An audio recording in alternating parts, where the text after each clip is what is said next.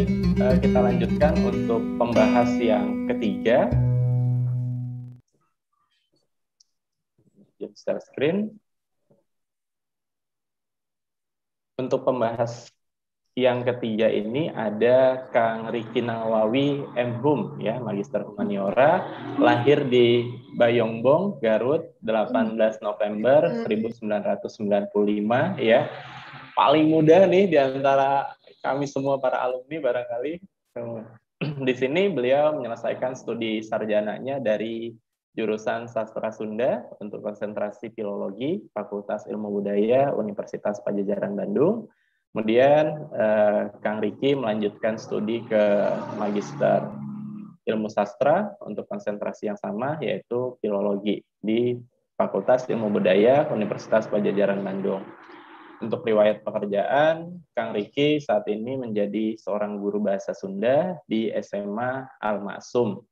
Kemudian Kang Riki juga aktif menjadi tim pendaftar cagar budaya untuk daerah Kabupaten Garut, editor di penerbit Trawayan, dan Kang Riki juga merupakan seorang asisten peneliti di Asian Manuscript Digitization and Indexation atau AMADI. Nah, di sini AMADI ini merupakan penelitian internasional dari Universitas Padjadjaran mewakili Indonesia berkolaborasi dengan La Rochelle, ya, University dari Prancis. Untuk riwayat organisasi, Kang Riki ini ada segudang organisasi atau pengalaman organisasi yang sudah digeluti, ya. Salah satunya di sini coba saya list.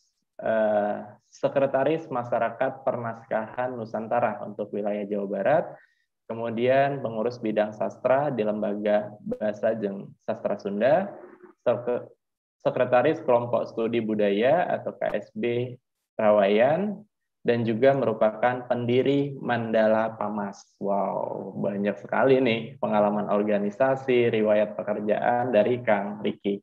Baik, langsung saja, barangkali untuk mempersingkat waktu, kami persilahkan kepada Kang Riki untuk menyampaikan paparan materinya. Pada Kang Riki, kami persilahkan. Hatur nuhun, Kang Rudiansa. Assalamualaikum warahmatullahi wabarakatuh. Waalaikumsalam. Sampurasun.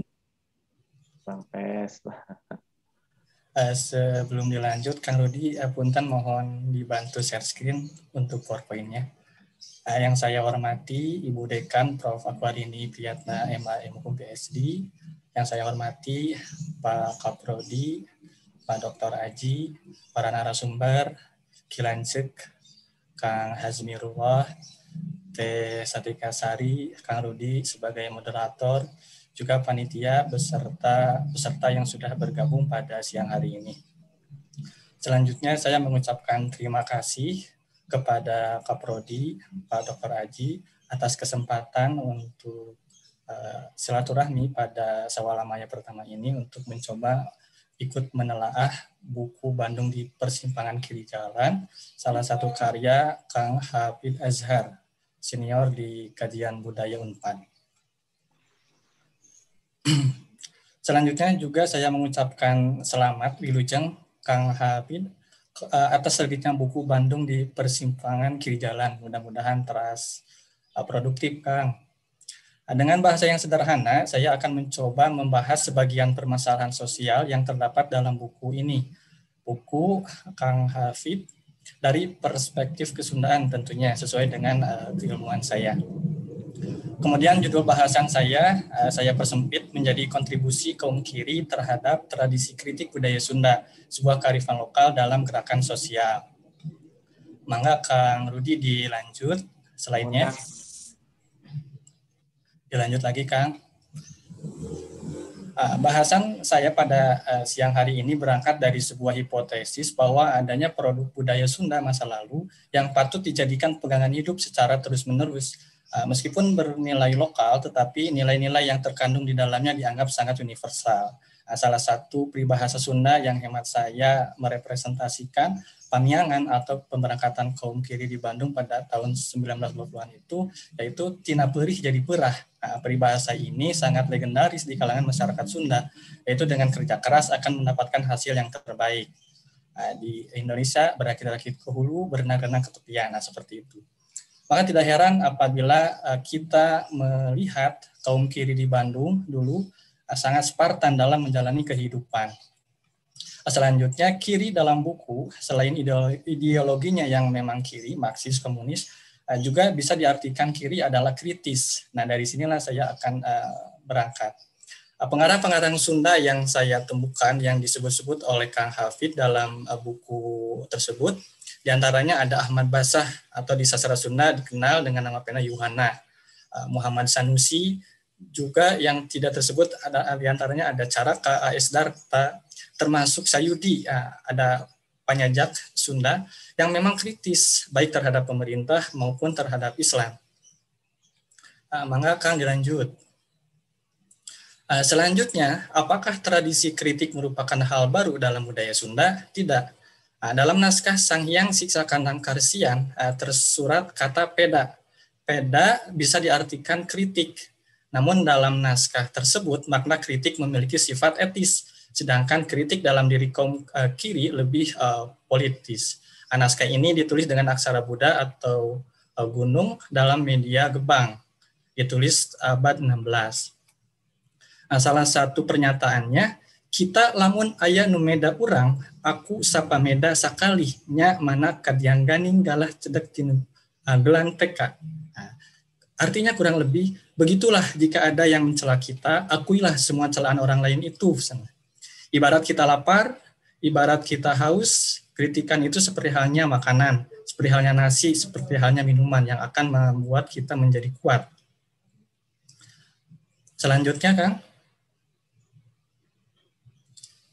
Berdasarkan latar belakang tadi, saya mencatat suatu kejanggalan, diantaranya kesenjangan sosial, kolonialisme dan imperialisme, corong kapitalisme, kemudian adanya upaya peleburan jati diri, dan itulah yang menjadi panyangan atau motif kaum kiri melakukan kegiatan.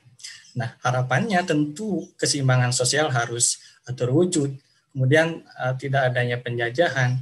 Selanjutnya pemberdayaan produk lokal diutamakan dan adanya karakter atau penguatan jati diri. Maka dilanjutkan. Dengan demikian pembahasan saya dibatasi menjadi 3 pertanyaan. Apa sih motif kaum kiri melakukan kegiatan sosial di Bandung? Tentunya berdasarkan lokus yang terdapat dalam buku. Kemudian bagaimana orang Sunda yang termasuk kaum kiri menyikapi permasalahan sosial? Terakhir, apa saja kontribusi kaum kiri di Bandung yang menjadi sebuah kearifan lokal budaya Sunda? Maka akan dilanjut. Pembahasan saya ini setelah saya menyimak bedah buku sebelumnya belum disebut, oleh karena itu mudah-mudahan pembahasan saya bisa menambah untuk memaknai buku karya Kang Hafid. Maka dilanjutkan.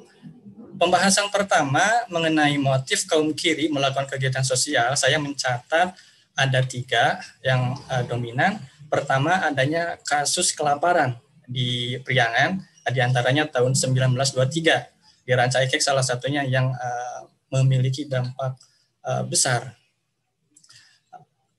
Kemudian, kaum kiri melakukan gerakan sosial yang menurut saya merupakan implementasi dari salah satu falsafah Sunda, yakni silih asih. Silih asih itu saling menyayangi terhadap saudara. Kemudian implementasi dari kata surti, surti itu empati terhadap kondisi sosial saudaranya.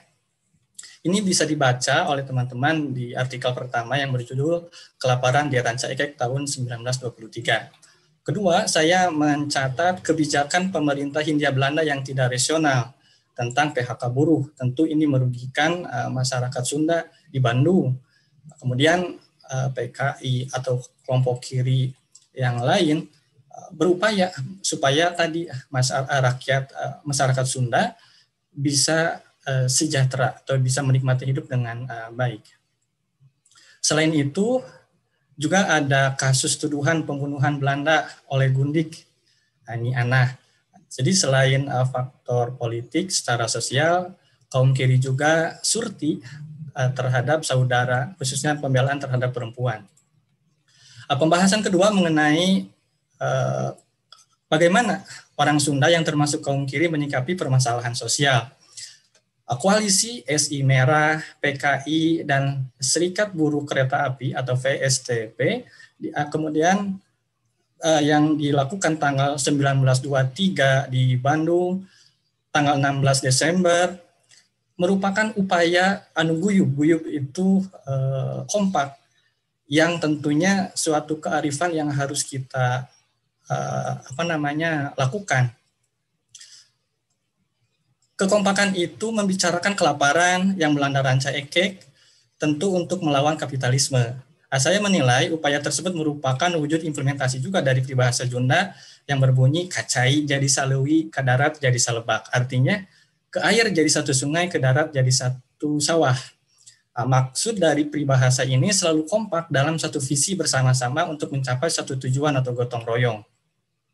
Selanjutnya, menggali masalah kelaparan melalui kegiatan jurnalistik. Luar biasa pisan. Jadi tidak hanya dengan suatu kumpulan, tetapi juga dengan aksi riset, dan itu dituliskan ke dalam karya jurnalistik, diantaranya dimuat dalam media Sapu Jagat, edisi 23, tanggal 29 Desember 1923. Selain itu, kaum kiri juga mengingatkan pemerintah, mengingatkan juga sesamanya, diantaranya tadi sudah disebut Paguyuban Pasundan. Kalau misalnya ada yang keliru, atau juga mengajak untuk memperhatikan permasalahan sosial seperti kelaparan yang terjadi. Meskipun tentu dari kritikan itu berbuntut polemik berkepanjangan, Kang Hafid membahas secara jelas antara Bupati Bandung Muharam Wiranarkusuma dengan Muhammad Sanusi CS. Selain itu, kaum kiri juga melakukan upaya pembelaan melalui media cetak, diantaranya media Sunda Pajajaran yang dikelola oleh Muhammad Sanusi, dan Istri Merdeka diantaranya yang dikelola oleh Nyi Anah, atau yang dalam artikel selanjutnya disebut atau disangka diduga nama pena dari S. Gunawan. Pembahasan terakhir, ketiga, apa saja kontribusi kaum kiri di Bandung yang menjadi sebuah kearifan lokal, budaya Sunda tentunya. Nah, saya mengawali dari, seperti yang sudah diketahui, mengawali dari kata arif, kearifan, atau wisdom lokal, yaitu lokus Sunda, local wisdom, kemudian apa yang bisa dijadikan pegangan atau asas untuk berpendapat dalam kehidupan. Apa yang arif dalam suatu kelompok masyarakat, berbagai produk budaya di dalam masyarakat lokal yang bisa dimanfaatkan dan digunakan untuk memecahkan berbagai permasalahan yang dihadapi oleh masyarakat. Pergerakan kaum kiri di Bandung menurut saya juga merepresentasikan dan atau wujud implementasi makna dari peribahasa mun teu ngopek moal nyapek, mun teu ngakal moal ngakeul, mun teu ngarah moal ngarih. Jika kita tidak mau berjuang, berpikir, berinovasi, maka kita tidak akan bertahan. Jadi berasal dari nilai-nilai peribahasa tadi yang saya rasakan kaum kiri itu melakukan kegiatan sosial. Saya rasa pandangan hidup atau filosofi ini sangat penting juga untuk kehidupan masyarakat Sunda masa ini. Asas ini sekaligus menjadi paket dosen. Selain itu, ada juga pelestarian bahasa daerah melalui media massa yang saat ini di masa sekarang tentu bertolak belakang. Kalau di tahun 20-an yang saya baca dalam buku tersebut sangat ramai, tidak hanya kelompok tidak hanya kaum menengah tetapi juga kaum elit sangat mementingkan bahasa Sunda sebagai bahasa komunikasi, menjadikan komunikasi utama. Di antaranya Bupati Bandung bahkan membuat media khusus yaitu Obor dengan menggunakan bahasa Sunda. Kalau berkaca di masa sekarang tentu tidak banyak atau mungkin tidak ada para pejabat yang sekarang mementingkan bahasa Sunda sebagai media tulis untuk menyampaikan pendapat. Selain itu kegiatan literasi, luar biasa kegiatan literasi, membiasakan menulis di media cetak, membiasakan menulis dan menyampaikan melalui tulisan itu sangat luar biasa dan harus dilanjutkan sampai sekarang. Selanjutnya ada kontribusi mendirikan Syarikat Islam School, saya kira meskipun ini diajukan oleh Tan Malaka, pasti dalam pembelajarannya ada salah satu nilai kesundaan yang harus ditanamkan supaya ke depan orang-orang Sunda di Bandung memiliki karakter yang kuat. Selanjutnya ada peran Ahmad Basah, pengarang Sunda, tadi sudah disebutkan, pembesar komunis di Bandung yang menerjemahkan kitab Al-Jawahir karya Ahmad Hasan, multiversis karena ke dalam bahasa Sunda.